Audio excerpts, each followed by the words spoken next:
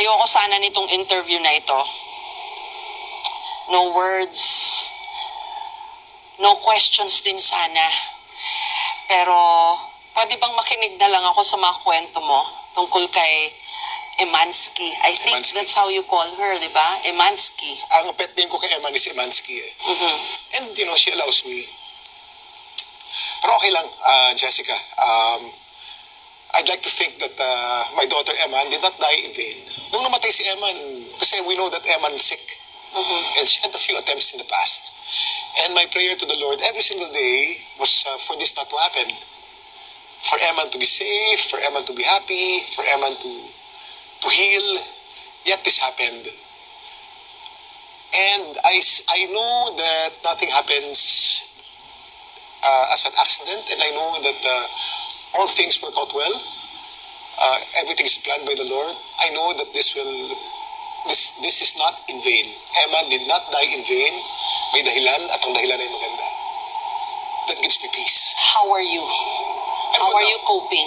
I'm good. Kasi nandyan ka, may mga bisita kami ngayon sa bahay, and I'm good.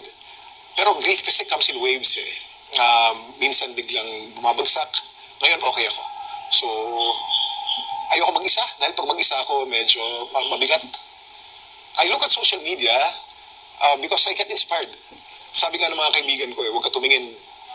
Yung mga comments hindi ko binabasa, pero yung mga post binabasa ko because I can see that Eman's death has touched a lot of lives. At nagugulat ako even Americans, even people from out of the country are making comments about Eman and about she's touched their life. How about Feli and your two other kids?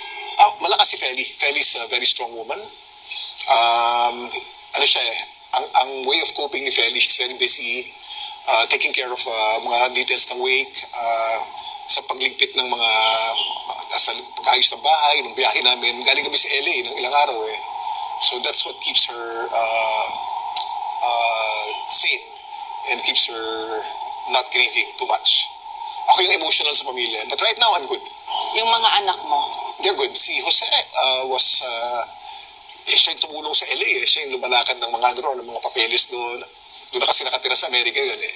Jose is very strong and Eliana is strong as well. I raised very strong kids. Well, even Emma, I thought was very strong, but I didn't know that deep inside she was also suffering. No? Kasi she put up a very strong front, a very happy front, yet she was suffering and she was in pain. No? She talked about it. Alam ko dun sa vlog interview ni Tony Gonzaga. Yeah. Ang kwento niya na she was terrorized by her yaya. You know, Jessica, we were keeping that secret because nalaman namin yung mga detalyeng yan. In one of her attempts in the past, meron siyang mga kinausap na therapist at sinabi ng mga psychologist na ito ang cause niyan. Nagkaroon siya ng PTSD o post-traumatic stress disorder. At ang dahilan, ayun. At yung mga maraming bagay na kinuwento niya. And we were keeping that secret because we wanted to protect her. Nagulat na lang kami nung biglang nilabas pala niya sa interview. Hindi lang ito niya nilabas yan eh. She kept on talking about it openly with passion. In her TikTok, in her guesting, open siya eh. That's why we thought that she's okay. Because despite her pain, she was reaching out. And despite her pain, nagkukwento siya eh. And that's a sign na okay ka eh. So we felt she was okay kasi ang advocacy niya, mental health, ang advocacy niya, huwag matidepress. Yung pala she was suffering. So, yung 2 years niya sa social media, kung saan napakaraming nakilala niya, marami siyang nailabas na ganyan. That we were keeping secret as a family. But she was really, nilalabas niya eh. Kim, sorry, pakikwento that day when you got the call. Oh my gosh, Jessica. That day, 2 days before that, we know that there was a problem. Eman texted her mommy. Sabi niya, Mom, I'm in an emergency right now, but worry not. There's no self-harm. But I need to go to a therapy center. So ayun ang message namin. So we knew there was something wrong. We tried calling her, hindi sumasagot. And then the next day, we tried calling her again, hindi naman sumasagot. So I knew. I was in the Philippines. Feli was in Florida. Meron siyang pickleball championship eh. Buti lang nasa Amerika na siya when that happened. No? But I was waiting here And then on the second day, I woke up in the morning, may message si Feli. I have terrible, terrible news. I knew already, napaluhod ako, nanlambot ang tuhod ko. Sabi ko, Lord, ito na. So I called Feli. And Feli said, Emma's gone. Nanlambot ako, nanlamig ako. And then nasa utak ko, Lord, dasal ko sa ito araw-araw. Why?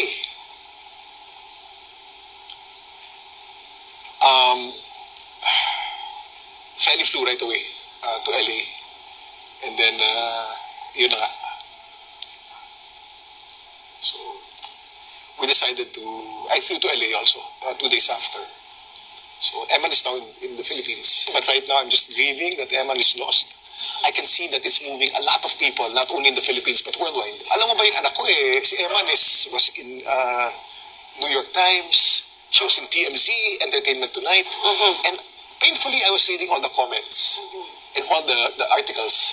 But what's good about her being written about was they wrote about what happened and they also wrote about what she stood for, which is a little kindness. Kumalat yun a little kindness, little kindness. Yeah. Emma was so kind, napakabait ng batang yan, sobra. And they were also referencing you, ha? Well, yeah, dahil anak ko siya Alam mo ba, even if they reference me a lot, ayaw na ayaw ni Emma na magkasama kami. Talaga? Sa social media. Oo. Kasi nga nakita ko malakas ang following niya So sinasakyan ko, minsan nagsistitch kami, minsan nagduduwat kami. Binlock ako niyan. Hindi ko pwedeng gamitin yung mga video niya kasi nakablock ako. Hindi ako pwedeng mag-stitch, mag-duet. Sabi ko, Emma, why? Papa, I'm already called Nepo Baby. And they say that I'm a Nepo Baby that they like. If we're seen together, I'll be a real Nepo Baby. I'll be one of those regular Nepo Babies riding on you. I want to do this on my own. Kaya in fairness to Eman, nag-shine siya on her own.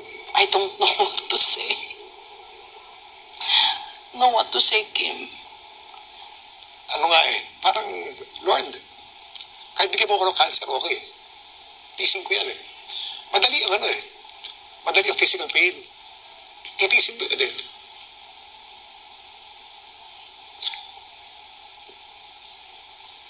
Pero yung mamatay ka ng anak, sakit.